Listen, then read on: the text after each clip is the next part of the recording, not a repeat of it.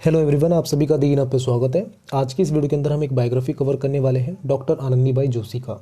Doctor Anandibai Joshi Bharat की प्रथम महिला डॉक्टर थी जिन्होंने विदेश में जाकर अपनी डॉक्टरी की शिक्षा प्राप्त करी थी।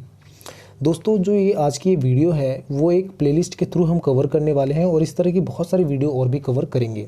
इस प्लेलिस्ट का नाम मैंने अनसीन हीरो ऑफ इंडिया दिया है। रीज़न ये है दोस्तों कि बहुत सारे ऐसे लोगों की हम कहानी के बारे में बात करेंगे, बायोग्राफी के बारे में बात करेंगे, जिनके बारे में हम अक्सर बहुत कम सुने हैं। ठीक है, बहुत कम लोग जानते हैं, पर वो उनका जो व्यक्तित्व था बहुत महान था।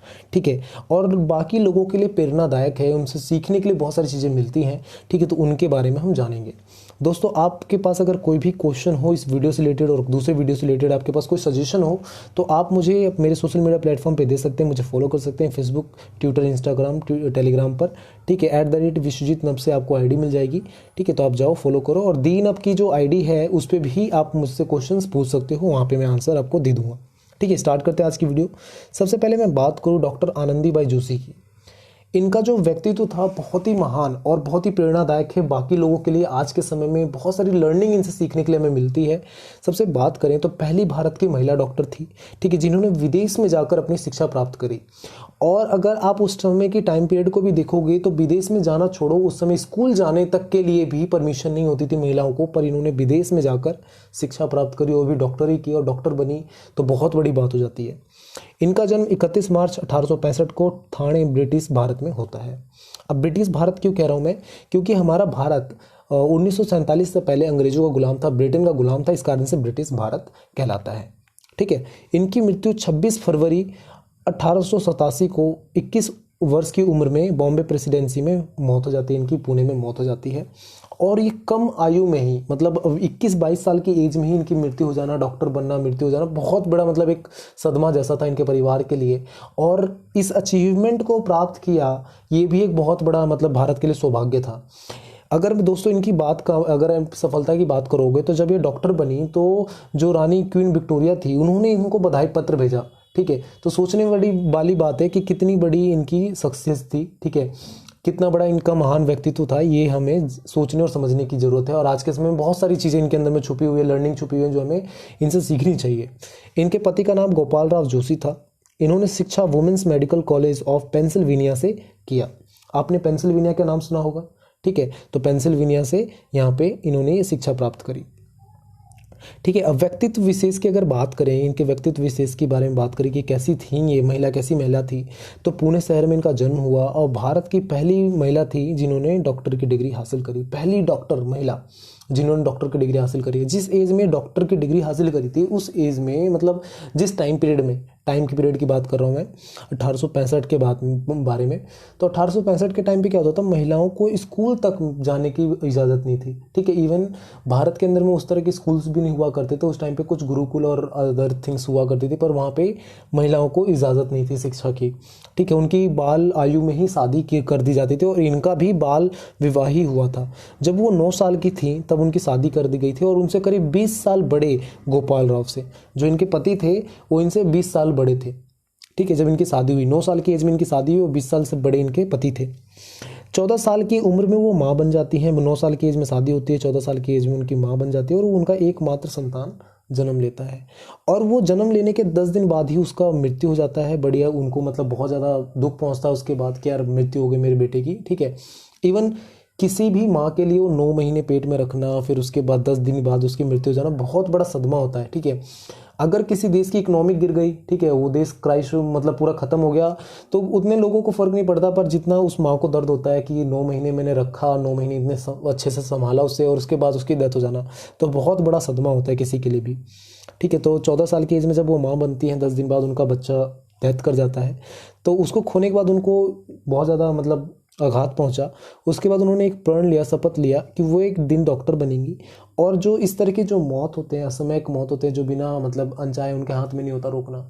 ठीक है, और इस तरह की मौत होते क्यों है, तो अशिक्षिता के कारण। लोगों के पास उस समय उतने ज्ञान नहीं थे, टेक्नोलॉजी नहीं थी। ठीक है, लोग शिक्षित नहीं थे। ठीक है, उनके पास उतने रिसोर्स नहीं थे, संसाधन नहीं थे, जिसके कारण इस तरह की चीज़ें होती हैं। तो उन्होंने ये पढ़ लिया कि वो एक दिन डॉक्टर बनेंगे और इस तरह के असमय मौत को रोकने का प्रयास करेंगी। यहाँ से उनका सफ़र शुरू होता है, इनके यहाँ से पढ़ने के बाद सफ़र शुरू होता है। जो इनकी पति थे गोपाल राव, उन्होंने भी इसमें बहुत मदद करी। ठीक है, पहले के टाइम पे ये देखने के लिए मिलता था दोस्तों कि जो पति पत्नी के रिश्तों में क्या होता था, पत्नी को हमेशा मतलब एक छोटा समझा जाता था, पति को सारे पावर्स रहते थे।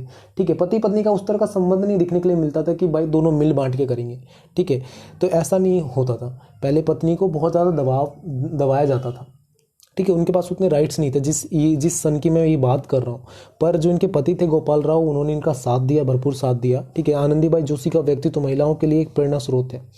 जितनी भी आज की औरतें हैं जो कहती हैं कि मैं नहीं कर पा रही हूँ, नहीं जा पा रही हूँ, हिम्मत हार जाती हैं, तो उनको आनंदीबाई जोशी से सीखना चाहिए। अब पहली वीडियो मेरा आनंदीबाई जोशी के ऊपर बनाने का भी मेन मोटिव यही था कि हम जैसे लोगों को कई बार सीखने की ज़रूरत है, जहाँ पर स्कूल नहीं हुआ करते थे सही से।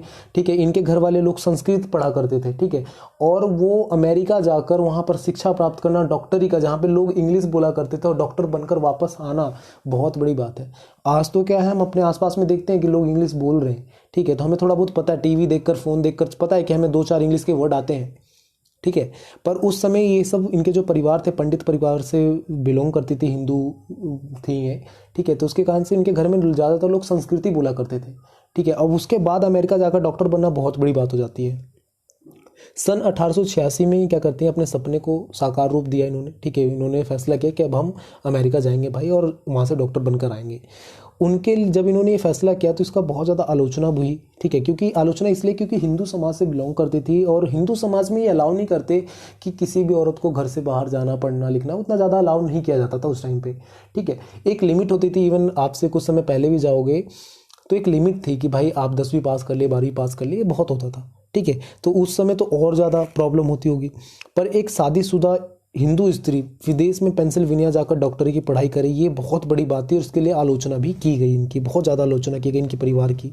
ठीक है, लेकिन आनंदीबाई जो जोशी थी वो दृढ़ निश्चय वाली थी। ठीक है, सबसे मेन चीज़ इनका जो इनकी निश्चय शक्ति थी, बहुत ज़्यादा दृढ़ थी कि उन्होंने जो फैसला कर लिया वो करके ही रहती थी। ठीक है, तो वो इसमें तनिक भी उनकी आलोचना की परवाह नहीं करी, तनिक सी भी परवाह नहीं करी, जितनी आलोचना हुई होने दिया उन्होंने। और वो पहली भारत की महिला डॉक्टर बनने का उन्हें गौरव प्राप्त हुआ। वो विदेश गई, डॉक्टर की पढ़ाई पूरी करी और वापस आई, और उन्होंने अपना डॉक्टरी का कार्यभार भी संभाला। ठीक है, आगे बात करें तो ये इनका आनंदीबाई जोशी का तस्वीर है जो मैंने आगे भी आपको दिखाया था। अगर हम इनके शिक्षा जीवन की बात करें, शिक्षण जीवन के बारे में कि किस तरह का इनका एजुकेशनल लाइफ किस तरह से रहा, तो 1880 में उन्होंने एक प्रसिद्ध अमेरिकन मिशनरी रॉयल वाइडलर कॉलेज में मतलब पत्र भेजा। यहाँ पे इन्होंने पत्र भेजा कि भाई मुझे एक एडमिशन चाहिए, मैं डॉक्टर बनना चाहती हूँ, और ये जो भी इनकी इंसिडेंट था उसको बताया कि भाई मेरे साथ ऐसा ऐसा हो चुका है, ये सारी चीज़ें बताया। उसके बाद इन्होंने ना मतलब 1883 में, जून 1883 में आनंदीबाई ने पेंसिल्वेनिया के वुमेन मेडिकल कॉलेज में अपना मतलब चिकित्सा कार्यक्रम आरंभ किया। मतलब वहाँ से इनको मिल जाता है भाई कि आप यहाँ पे एडमिशन ले लो पेंसिल्वेनिया के वुमेन मेडिकल कॉलेज में। और वुमेन मेडिकल कॉलेज अपने आप में ये दूसरा मेडिकल कॉलेज था पूरे विश्व के अंदर में उस समय पे, क्योंकि भारत में ही महिलाओं की दशा इस तरह नहीं थी, पूरे विश्व की अभी तो इस तरह की दशा थी महिलाओं की। ठीक है, तो वो दूसरा कॉलेज था पूरे विश्व के अंदर में जहाँ पे वुमेन्स मेडिकल कॉलेज मतलब महिलाओं को शिक्षित किया जाता था, तो वहाँ पे उनको एडमिशन मिल जाता है। उसके बाद आनंदीबाई क्या करती है, 19 वर्ष की उम्र में अपना शिक्षा प्रशिक्षण शुरू करती है। देखो 9 साल की एज में शादी होता है, 14 साल की एज में उनके बच्चे की डेथ हो जाती है, जब मतलब बच्चा होता है और 10 दिन बाद डेथ हो जाता है। उसके बाद ये 19 साल की एज में वो अपनी एजुकेशन के लिए विदेश चली जाती है और वहाँ से स्टार्ट करती है। अब क्या होता है, वो इंडिया में रहती थी, यहाँ का मौसम अलग था, अमेरिका में बिल्कुल अलग हो गया, तो ठंडे गर्म मौसम के कारण से क्या होता था, उनको तबीयत खराब होती है। ठीक है, तपेदिक नाम का एक बीमारी हो जाता है। तपेदिक को मतलब यहाँ पे हम टीबी भी बोलते हैं इंडिया में। ठीक है, तपेदिक हो जाता है, हिंदी में हम तपेदिक बोलते हैं, तो ये हो जाता है। इसके बाद उन्हें 11 मार्च 1885 को एमडी से स्नातन किया, जो एमडी कॉलेज था। ठीक है, उन्होंने वहाँ से स्नातन किया, वहाँ से ग्रेजुएशन कर ली। और उसके बाद थीसिस का विषय उन्होंने आर्यन हिंदू की प्रस्तुति, मतलब प्रेगनेंसी किस तरह होती थी हिंदू महिलाओं की, उसके बारे में उन्होंने अपनी थीसिस भी लिखे।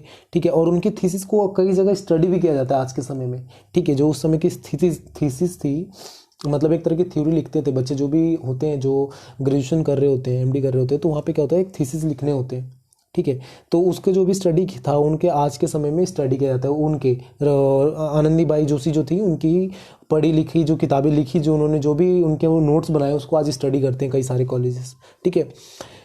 उनके सनातन का जब उन्होंने पढ़ाई पूरी कर ली तो रानी विक्टोरिया, ठीक है, जो भारत पे राज कर रही थी, उनके द्वारा एक बधाई संदेश आता है उनके लिए, ठीक है, कॉन्ग्रेचुलेशन बोला जाता है कि आपने पूरा कर लिया, ठीक है। तो एक अपने आप में एक बहुत बड़ी सफलता थी सभी के लिए कि उनको इस तरह का मतलब अप्रोच मिल रहा था बाकी जगहों से भी, ठीक है। तो जब ये इनको आलोचना हो रहा था उस टाइम पे, जब इनको आलोचना कर रहे थे लोग कि भाई नहीं जाना चाहिए, हिंदू महिला है, शादीशुदा है, कैसे रहेगी अलग, या अभी ज़्यादा उम्र नहीं है, ये सारी चीज़ें जब कर रही थी और विदेश जाकर रहना, तो पश्चिम बंगाल के एक कॉलेज सेमरपुर करके मतलब कॉलेज था, वहाँ पर उन्होंने एक भाषण दिया, ठीक है। उन्होंने बताया कि उनका क्या मोटिव है, किस तरह क्यों ये पढ़ना चाहती हैं, क्या रीज़न है, और वो महिलाओं को लेकर मतलब अपने लक्ष्य को बताती हैं कि उनका मतलब भारत में एक मेडिकल कॉलेज खोलने का वो है, बायो हॉस्पिटल खोलने का है, जिससे महिलाओं में जिस तरह की बीमारियां होती हैं उसको कम किया जाए, ठीक है। बच्चे जिस तरह मर रहे हैं, मेडिकल डिग्री प्राप्त करने के बाद उन्हें क्या क्या करना चाहती हैं भारत में, वो अपने विजन्स को क्लियर करती हैं, जिसके बाद उनके भाषण का बहुत ज़्यादा प्रचार प्रसार होता है। और उस पूरे प्रचार प्रसार के बाद क्या होता है, भारत में वित्तीय सहयोग शुरू हो जाता है, मतलब लोग उनको थोड़ा थोड़ा पैसे कुछ जितना होता है लोगों से उतना मदद करते हैं, जिसके बाद वो विदेश जा पाई, ठीक है। तो एक अकेले का नहीं था, भले शुरुआत में भले ही लोगों ने उनको मतलब नकारा कि आप नहीं जा सकते, वो आलोचना करी, पर बाद में सभी लोगों ने सहयोग किया।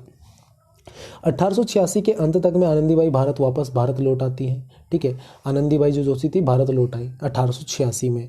उनका भव्य स्वागत हुआ। कोल्हापुर रियासत में उन्होंने मतलब स्थानीय अल्बर्ट एबर्ड अस्पताल में महिला वार्ड में चिकित्सा प्रभारी का भी काम किया, ठीक है। उनको नियुक्त किया गया। अगले 26 फरवरी मतलब अगले वर्ष 1886 में आई, और नेक्स्ट ईयर 87 में उनकी डेथ हो जाती है। आनंदीबाई जब 22 साल की उम्र में थी तभी उनकी डेथ हो गई। किससे? तो टीबी से उनकी डेथ हो जाती है, ठीक है। उनकी मृत्यु पर पूरे भारत में शोक था, क्योंकि वो एक पहली महिला भारतीय डॉक्टर के रूप में उभरी जिन्होंने विदेश में जाकर अपनी शिक्षा प्राप्त करी। उस समय भारत में उतना ज़्यादा मतलब एजुकेशन के फील्ड में उतनी ज़्यादा नई अवेयरनेस नहीं थी, ठीक है, जिसके कारण से उन्हें विदेश जाना पड़ा था। आज तो हम बहुत आगे निकल चुके हैं, पर फिर भी उस समय एक अलग बात हुआ करता था किसी के लिए भी बाहर जाना। तो दोस्तों वीडियो कैसी लगी आप कमेंट करके बताएं, और जो हमारा आइडिया है अनसीन हीरो ऑफ इंडिया, इसमें हमें किस किस टॉपिक पे वीडियो और बनानी चाहिए, कौन से व्यक्ति के ऊपर आप वीडियो देखना चाहते हो, ये भी हमें कमेंट करके सजेस्ट कर सकते हैं। आप हमारे दी इन अप की जो सोशल मीडिया प्लेटफॉर्म है फेसबुक, इंस्टाग्राम, ट्विटर पे फॉलो कर सकते हैं। यहाँ पे आपको अलग अलग तरह के क्यूज़ और बहुत सारे बच्चे जो भी डाउट्स पूछ रहे होते हैं तो आपको भी बहुत सारी जगह मदद मिलेंगी, ठीक है। आप हमें सब्सक्राइब, लाइक, शेयर भी कर सकते हैं, और आपके जो भी दोस्त हैं जो भी इस तरह के माहौल में रह रहे हैं जिनको लगता है कि मोटिवेशन की ज़रूरत है, तो आप हमारे इन वीडियोज़ को उन तक पहुँचा सकते हैं, शेयर कर सकते हैं। Thank you so much for watching me, thank you so much for listening me, bye bye, take care, all the best, bye bye.